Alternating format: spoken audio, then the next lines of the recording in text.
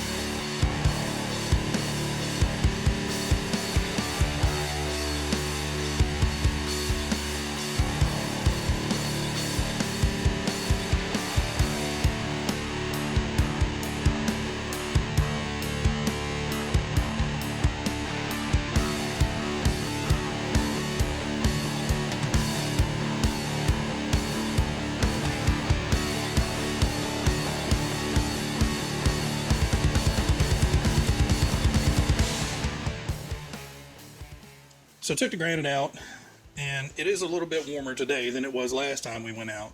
I think last time was probably about, high 60s, maybe 70. Sorry, LiPo charger.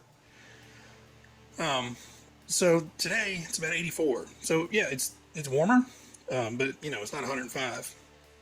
So was running it, having a good time. Ran it for about 10 minutes or so. I'd have to go back and watch the video to make sure. And it basically went in limp mode. I had about 10% throttle. So I thought it was weird because last time when it went to voltage cutout, it just stopped.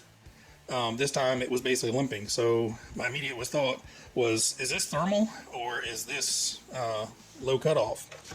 So we came in and took the body off, and you couldn't keep your finger on this guy or the motor at all. Even the motor's still hot. I got this cooled down pretty well. Blasted it with some compressed air from the compressor just to cool it off real quick, and picked it up and immediately had throttle again. So this went into basically a thermal protection. So that's not good. Like I said, I ran it for maybe 10 minutes on an 85-degree day. So, people are going to be doing that all the time. So the battery was not, which is kind of normal. Nickel metal hydride gets pretty warm discharging. The motor was cooking. The ESC was cooking.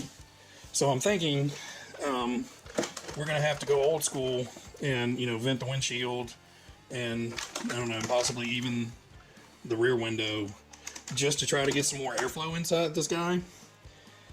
Now, I do have, so I did pick up some of these little tiny brushless fans for actually another overheating problem that I've not gotten around to fixing yet. So they're tiny little, I think 90 millimeter fans. So I'm thinking, I could probably get one of these guys attached to the top. Basically just run some screws down between the fins, just enough to, get this guy in there. Might have to make a little standoff or something for it. But yeah, 2 screws in there, hold that guy down to get some airflow on it. I think that'll keep us from going into thermal, to the thermal protection. Now the motor, on the other hand, I think if I ran this for the full, 17, 18 minutes that battery would last, this may go into meltdown. So I'm going to look to see if I can find, a finned heatsink that I could possibly stick another one of these little fans on there, and then I'll just make a jumper between the battery plug-in to power those directly, because this one does not have any auxiliary power off of the speed controller. So if I wanted fan controls out of the speed controller, obviously we'd have to change out the speed controller, which, is kind of silly. That's probably a third of the cost of the truck at this point. And this is just going to be a fun little cheap basher for me. So I think the only thing I'm going to be able to do, like I said, I could possibly vent the body, but the problem with that is, it weakens the whole structure of the body. I mean, I could cut maybe a small little vent out of the bottom and out of the bottom of the back, but I think what we're going to do is, throw some fans in it and see if that helps at all. So I'll work on getting that done, and I'll have a follow-up video probably next weekend, once I have time to get the fans in and get everything worked out and figured out and do some testing. As I want to run it again just a time to see how long it takes to get this thing hot, and then throw the fans in it. Plus I'm going to try to find like a clip-on 550 can sized cooler for that. So that's it for this one. Just a tip for you guys, if you guys are looking at the Granite 550 Mega, just know, after one run, it's going to be all you're going to get out of this speed controller. You're going to have to let this cool down. And I addressed that kind of in the initial review, that, I felt this was going to overheat if you ran back-to-back batteries. Now I found out, if you just run it nonstop for one battery, it's going to get toasty and cut itself down. All right, guys, we'll come back with you, like I said, hopefully in about a week, once I get parts and get all the soldering done, dump some fans in here, and see what happens. Thanks.